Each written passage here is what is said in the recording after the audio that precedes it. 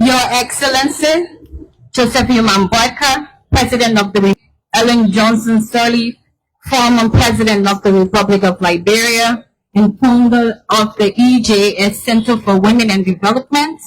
Your Excellency, Salawak Zalde, former President of the Federal Democratic Republic of Ethiopia. Your Excellency, Olusegun Obasanjo, former President of the Federal Republic of Nigeria. Madam. I have a stop, but I'm at an event here at Madam Salim's house, and I'm going live there right now. So I have with me. I don't know where you are. Co-convener of the African Women Leaders Network. Okay, all right, okay, thank you.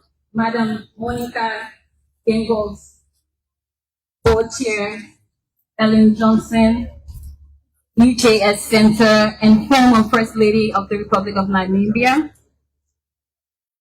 Members and former members of the Board of Directors of the EJS Center, the Dean, and members of the Cabinet, current and former government officials here present, Ambassador Deborah Malak, Chair of the EJS Foundation Board, and former Ambassador of the United States to Liberia, the Doyen and members of the Diplomatic Corps, members of the Consular Corps, Ms. Virginia Hunt, Harvard activist,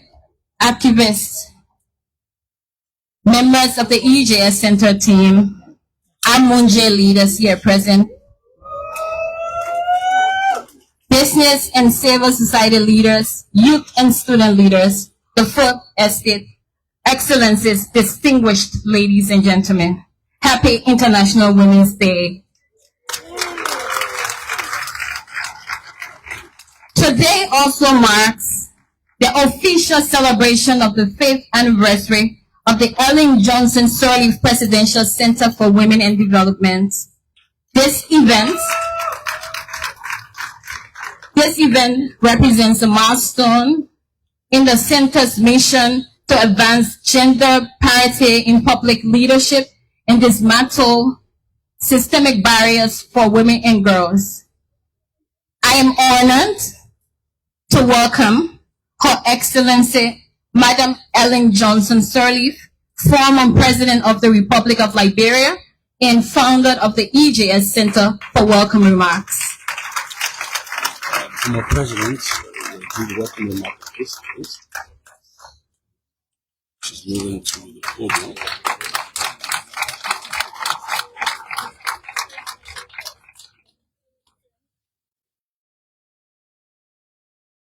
Good afternoon. Please take your seat. Mr. President, Excellencies, colleagues, friends, welcome to all of you.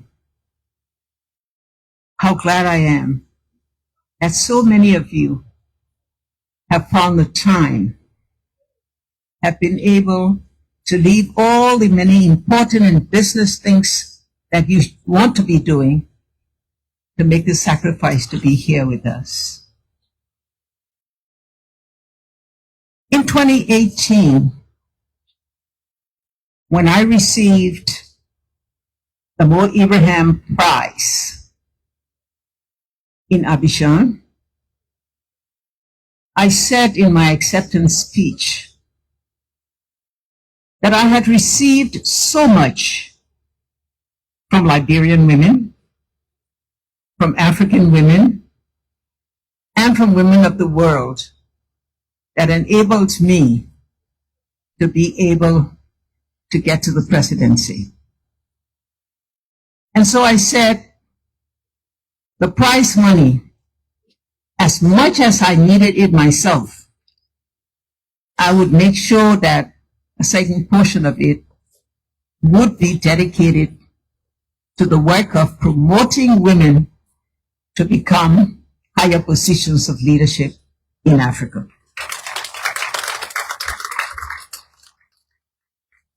There were few people instrumental too in my reaching that point. And I'll just mention 3 of them, because perhaps without their support, I would not even have started the process of being president.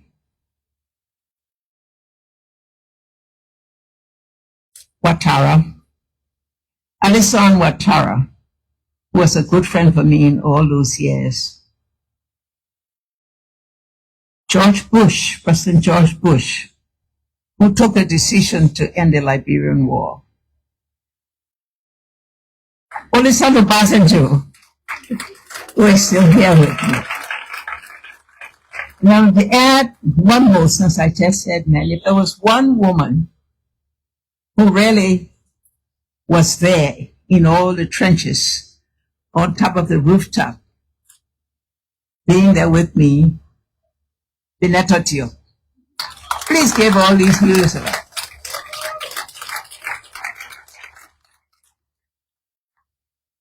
I then wanted to help women in business.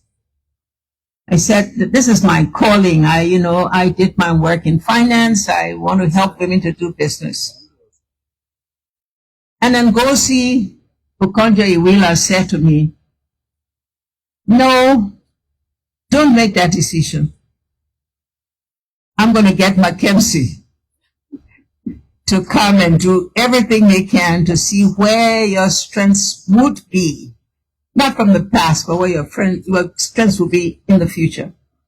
And so Mackenzie came and said, you must put whatever talents and passion and motivation you have, you must put it to where you started when you said you would devote some of your money to women. You must establish a center for the promotion and the preservation and the protection of women. That is the small story. The big story, of course, are so many of you in this hall. I can start with the vice president, because we were both partners when we started. And I can start with so many others in the room who were there, who were with me on this very long journey. I'm tempted to call names, but I'll ask your forgiveness that I don't. Because if I do, I will stay here a long time trying to pinpoint all the many of you who are here at this event, who have been instrumental in encouraging me, motivating me, supporting me, and also tolerating me. And so I want to thank you for being here. The journey is only a few steps along its way. Our purpose is to see more women all over Africa holding positions of authority. And if I may say, as much as we like to say positions of influence, also position of power.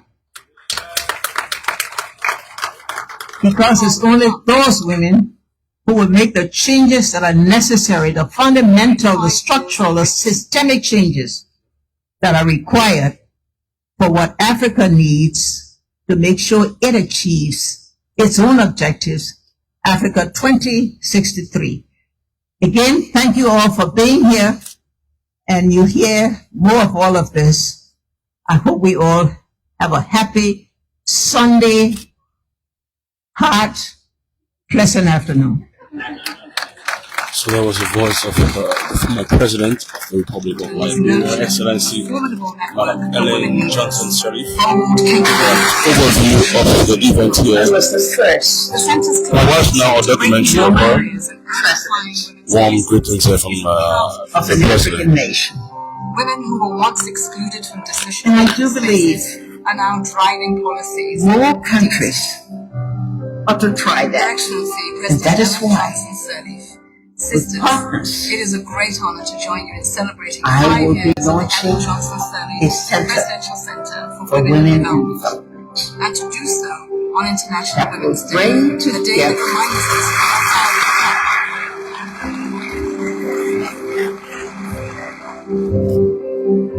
women who have started and are committed to the journey of leadership. With women who have excelled and advanced in leadership. So the Amuja Initiative is a flagship program of the Ellen Johnson Sirleaf Center with its aim to inspire and prepare women like we have seen in Rwanda to boldly face leadership challenges and climb the strata of public leadership. It's an incredible network. First of all, it's a sisterhood. I used to hear people say, "Oh, my sister, oh, my brother," and I'd say, "Oh my God, all these leaders are claiming to be sisters and brothers. What a cliche!"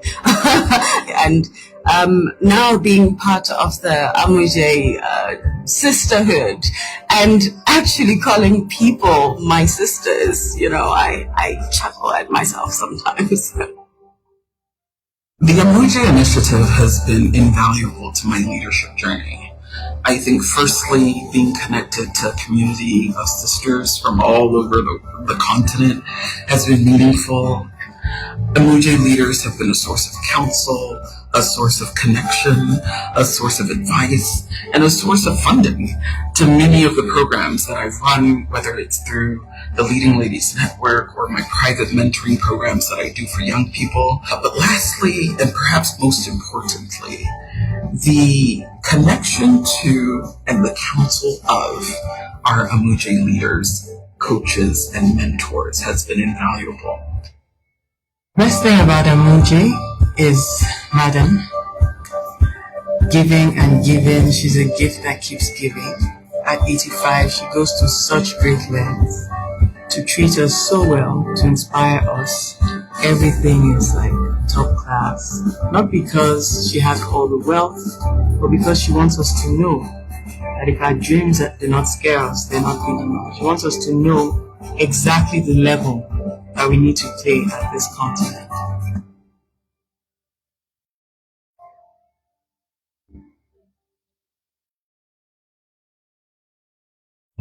The Amuje leaders are dynamic women who come from various countries across the continent with backgrounds in law, government, business, education, and activism. Their achievements are as varied as their origins, but they all have a common purpose: to serve their countries and advocate for their fellow women. Today, we extend our hands to each other. We teach. We learn the hard lessons each other have so painstakingly endured. We mentor and we raise our sisters up.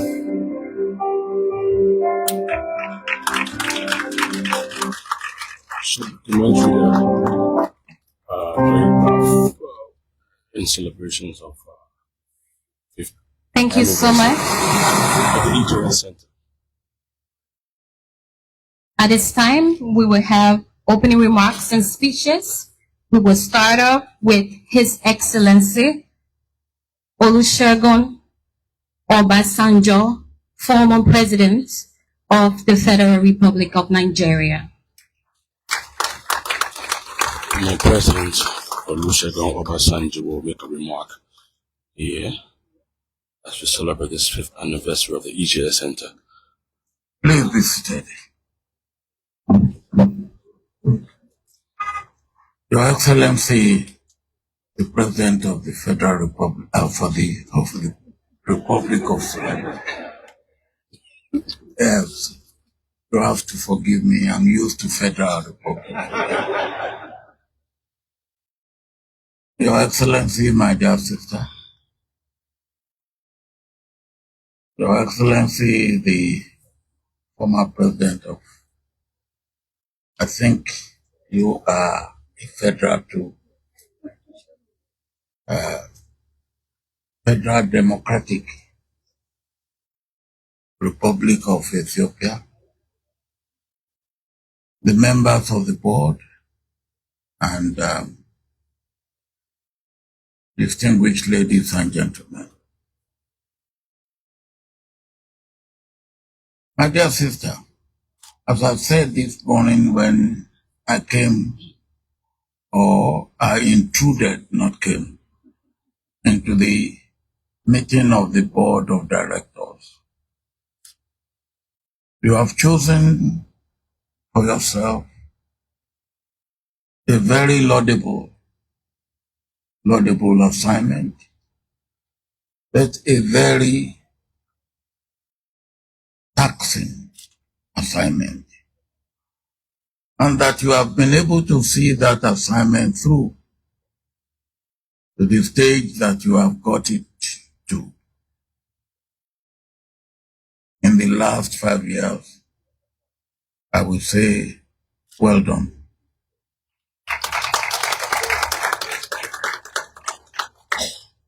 I like the quotation that if your dream does not scare you, then your dream is not big enough. But as I tried to mention at the board meeting this morning, it is not the dream to scare you. It is the implementation of your dream that may even scare you more than your dream itself. And that happened to be my experience, to the extent that as I was going on in the implementation of my dream, I was saying to my colleagues who are members of my board of trustees that if I knew it would take this much out of me, I would not have dreamt the dream. But you are standing firm and standing strong. And my dear sister, continue to stand firm and stand strong. Because, as I said, you are breathing a pioneering trail, a trail that has not been in recent time breathed in Africa. If Africa will reach its proper place and position in the world, the two arms of Africa, the two arms of Africans, male and female, must be able to have the two wings to fly Africa. And we know that at the moment, the wing of the female is grossly weakened. Weakened by culture, weakened by religion in some cases, weakened by ignorance, and particularly weakened by male chauvinism. And this we must correct. And you have started. And I will say this, I'm not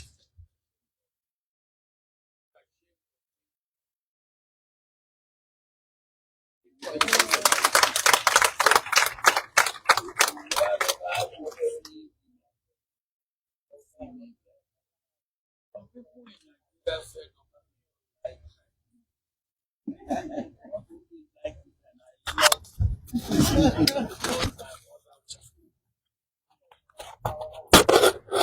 sister I had alive before she died that grew up to adulthood was a woman. My first two children are women. Then why shouldn't I like women? And why shouldn't I love them? And I know that my life was not complete without women in my life.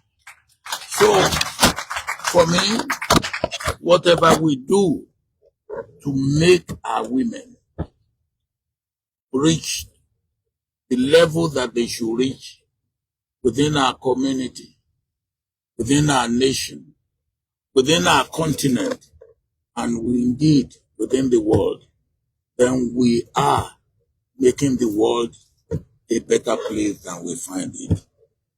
I want to once again thank you for what you have been doing. And you can always count on my own support and encouragement. More grace to help. I hope that you see this through in quick time so that while we are still alive, we can actually say, yes, here it is. We have done it. Thank you.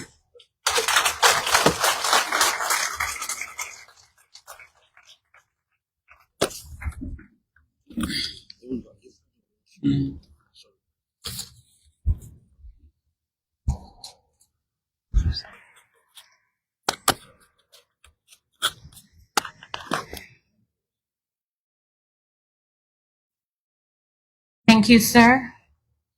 At this time, I am pleased to welcome for opening remarks Her Excellency Salehwak Zade, former President of the Federal Democratic Republic of Ethiopia.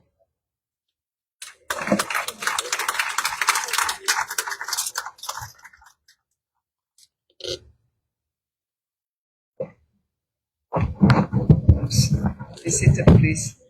I want to be seen as well. Your Excellency, Joseph Boakai, President of the Republic of Liberia, Your Excellency, Olusegun Obasanjo, former President of Nigeria, my dear sister, Madam Ellen Johnson Sirleaf, former President of Liberia and founder of the EJS Center, the President, my sister Monica Gengos, and members of the board, the Special Envoy of the African Union Chairperson on Women, Peace and Security, distinguished guests, Amujai leaders, ladies and gentlemen. Let me start by thanking my dear sister, Ellen, for inviting me today as we celebrate the 5th anniversary of the Presidential Center.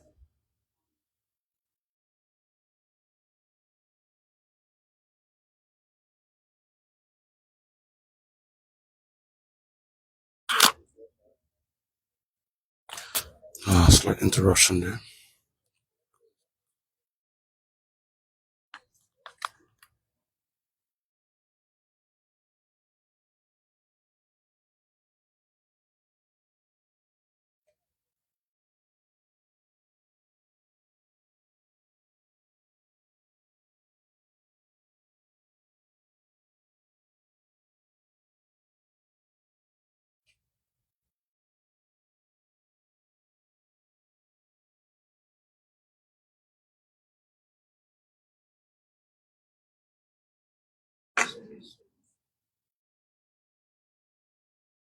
I think, it's here. I'm sorry. This milestone is a testament to the unwavering commitment of President Sirleaf and the Center in advancing women's public leadership across Africa. A president, resilient, determined, and a strong leader, the first democratically elected woman on the continent.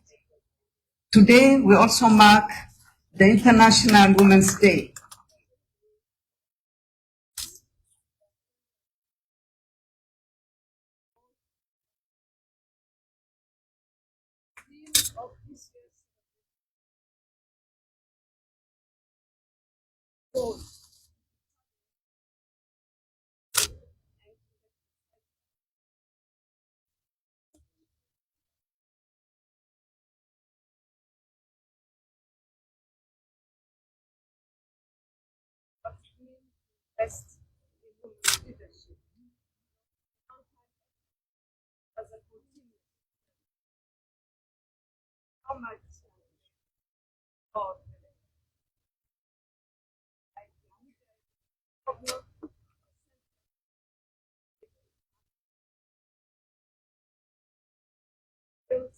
Networks and resources needed to navigate the highest levels of public service. However, as we know, even the most accomplished leaders need support to keep advancing. Leadership is not a destination, but a journey, and no one walks it alone. The work of this center is crucial in ensuring that women who break barriers are not isolated, but are instead supported, uplifted, and equipped to reach even greater heights. I cannot emphasize this enough.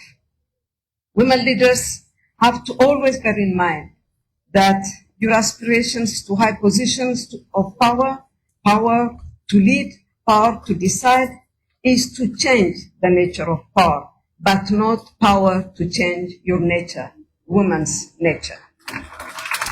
Lead with your brain, based on your achievements, your records, but also lead with your heart. Your hard work, honesty, and humility, and I will add compassion to your fellow citizens, should be guiding your journey. Women leaders are today, you leaders are already today accomplished women leaders in your own right, not for the sake of quota or to appear being politically correct, but because you earned it. You will meet challenges, resistance, psychological violence, intimidation, etc. along the way and at any level. You can count on our support. Unity and solidarity among ourselves is absolutely critical. One of the most powerful lessons we must impart to the next generation of women leaders is the importance of building a track record, one they can stand on, and through that stand tall. Achievements do not speak for themselves unless they are recognized, celebrated, and used as a foundation for further growth. The EJS Center has excelled in documenting and amplifying the journeys of women in leadership, making sure their contributions are neither overlooked nor forgotten. We need to know more about our trailblazers, heroes, in order to encourage and emulate the next generation. As I stand here today, my message is indeed one of encouragement. Let us aim high, higher than even before. Let us reject limitations and intimidations, both those imposed by society and those who sometimes we place on ourselves. Through ambition, preparation, and resilience, we can close the gap and achieve true gender parity in leadership.